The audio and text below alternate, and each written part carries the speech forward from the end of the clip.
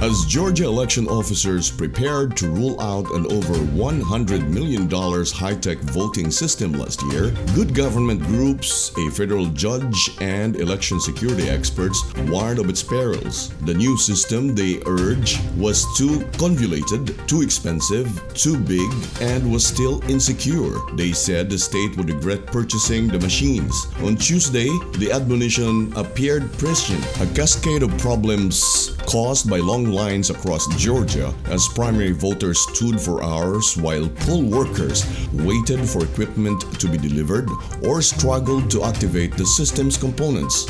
Locations ran out of provincial ballots, many people seeing no possible option to exercise their right to vote simply left the lines. With partisans on both sides hurling blame for the meltdown, election experts said there were too many moving parts to place the onus for Georgia's election chaos on any single one. The problem seems to have been a perfect storm of the new equipment, hasty training, and a crush of tasks associated with both getting the mail ballots out of the door and processed, and with running an in-person voting operation. Charles Stewart III, a political scientist at the Massachusetts Institute of Technology, wrote in an email, "Even so, in an election year in which the coronavirus pandemic and an extremely polarized political arena are testing the very act of voting as perhaps never before, all of these or those factors coalesced in a voting system, essentially a series of interlocking digital devices that some experts have described as dizzying in its complexity. Warnings and problems notwithstanding, a number of jurisdictions have recently embraced such system, drawn by the allure of an expensive, shiny new toy. In Georgia, the system's purchase was authorized by the state legislature in 2019 amid heavy lobbying by several vendors, including the winning bidder, Dominion Voting Systems, a Colorado-based company that is one of the nation's largest suppliers of election systems. Georgia had been under pressure to replace its older election machines since 2017, even before widespread claims of voter suppression emerged in the 2018 governor's race. Criticisms of the systems are not unique to Dominion's, but are aimed at the entire class of touchscreen systems known as new generation ballot marking devices, which are produced by several vendors. In some cases, on Tuesday, the new machines required too much extra power for aging polling locations, blowing fuses and never powering on. In others, workers who were still being trained just days before the election struggled with setup. Some polling places never even received the machines until the morning of the election. Jonathan Baines, who served as a precinct captain at Cross Keys High School in suburban Kibaug County outside Atlanta, said the voting machines failed to work as workers tried to boot them up. Beginning at 5:30 in the morning, poll workers ultimately had to call in a technician to fix them. I still don't know what it was, whether it was a PIN authorization, the physical card itself which is inserted into the machine to access the admin portal to manage the functions of the device, or what. Mr. Baines said the technicians who came to the school fixed the problem but never explained what the problem was, he said. Mr. Baines, who is 29, was operating with only 4 poll workers but should have had a dozen.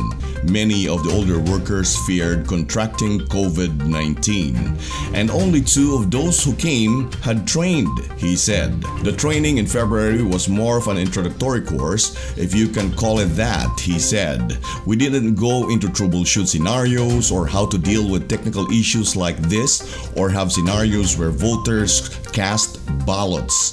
An online refreshers training was held several weeks ago, he said. The electronic poll books, also new, were plagued by freezing software and user error. Kay Stempson, a director of government relations for Dominion, said the company would be doing a deep dive into what happened, but maintained that the issue did not involve equipment problems on a large scale. Ms. Stempson said the company had to replace only 20 components for about 30,000 machines. That's a very low number for a statewide voting system rollout across 159 counties, she said. Many of the problems, she said, involved difficulties activating voter verification cards, which are inserted into the machines to start voting. The potential for problems with the new system was somewhat well known from the state's small-scale test in the 2019 elections, when the software glitch in the electronic poll books caused by delays in most of the 6 counties where the test took place.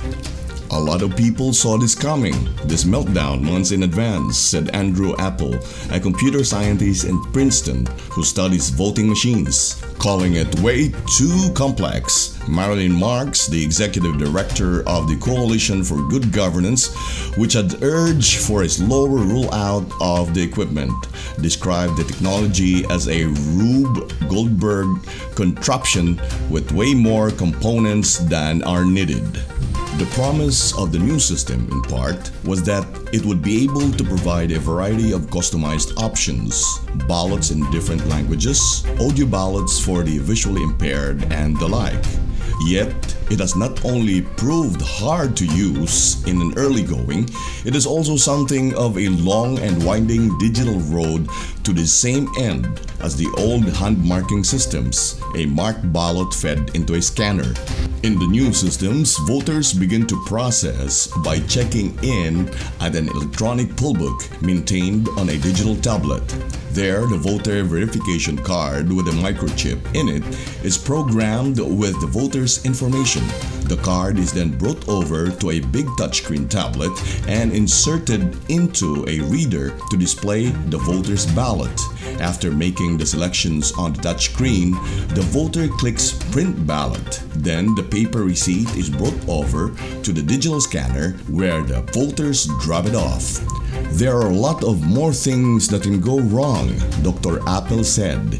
Even if you're computer savvy, think of how many devices are involved. A federal judge presiding over 2007 litigation about Georgia's voting machines, Amy Tottenberg, had ruled that the state's old system was grossly outdated. But last August, she expressed concerns that the state would not be able to put a new system in place this year, calling it a mammoth undertaking. Among groups that warned against the new system were the Right to Learning Good Government Group, Freedom Works, and the Bipartisan National Election Defense Coalition. In a joint letter to Georgia lawmakers in December 2018, the organization predicted long lines at polling places, saying the systems amount to nothing more than a boondoggle for the vendors and an enormous waste of taxpayers' dollars. Not only is the system more complex than those using hand-marked ballots, it costs far more. Some experts point to benefits in the systems. I'm not against hand-marked paper ballots, but I think one of the things that's missing from this conversation is that there are very valid reasons to come down on the side of ballots marking devices, said David Becker, the executive director of the Center for Election Innovation and Research, a nonprofit in Washington. He pointed to their usefulness for the people with disabilities.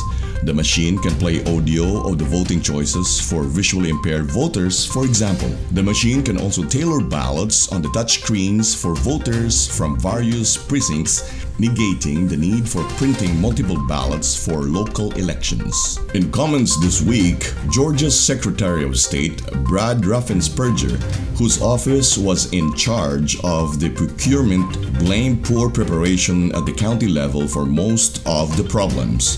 Dominion Voting System is considered one of the big three in election equipment manufacturing. The company makes a range of devices that are used in states and counties around the country. Dominion's Democracy 5.5 system, the one used in Georgia, was approved by the National Elections Assistance Commission in 2018.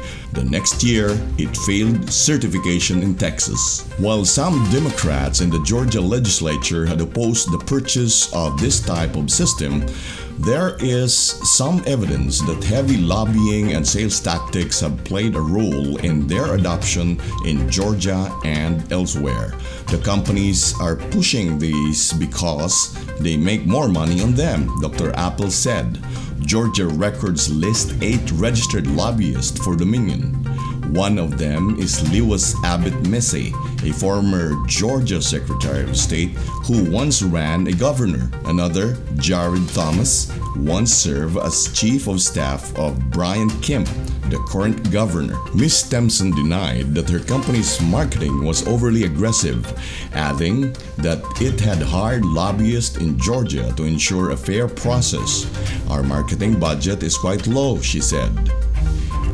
Another major vendor that completed for the contract was Election Systems and Software, the biggest of the election equipment companies. It employed so many Georgia power brokers that the connections merited a graphic on a site operated by Fair Fight, a voting rights organization formed by Stacey Abrams, who narrowly lost the 2018 election for governor. The ballot marking systems in the other states have caused problems in elections for the past few years, often from the combination of user error, lack of training, infrastructure challenges, and the occasional software issues. Multiple counties in Pennsylvania, including Philadelphia, rolled out a similar machine in the 2019 off-year elections, called the ExpressVote XL. It was manufactured by Election Systems and Software. The initial rollout in 2019 proved problematic. In North Thompson County, an election for a local judge returned faulty results, with the Democratic candidate receiving just 164 votes out of the 55,000 ballots. Voters also complained of extremely glitchy touchscreens. An investigation by the county found that the errors were the result of the human error in formatting the ballot, and that the touchscreen issues were because some machines have been configured improperly at the factory prior to the delivery to North Thompson County. In Philadelphia, election officials reported performance issues with machines in more than 40% of locations in 2019. Katina Granger, a spokeswoman for Election Systems and Software, pointed to the successful 2019 election in Delaware using the company's ExpressVote XL technology and denied there had been widespread problems in Pennsylvania. Georgia's decision to adopt the technology in 2019 and roll it out this year was such a bold plan that it warranted a write-up in November in the trade journal Government Technology, which said the swift transition had raised eyebrows. The publication quoted the Colorado elections officials who marveled at the state's speed in adopting the new system. Like Princeton's Dr. Apple, Duncan Buell, a professor of computer science at the University of South Carolina, urged for a hand-marked ballots. If you look at this as a system analysis problem, all of the system urge that you want the system to be as simple as possible. Dr. Buell said things are going to go wrong.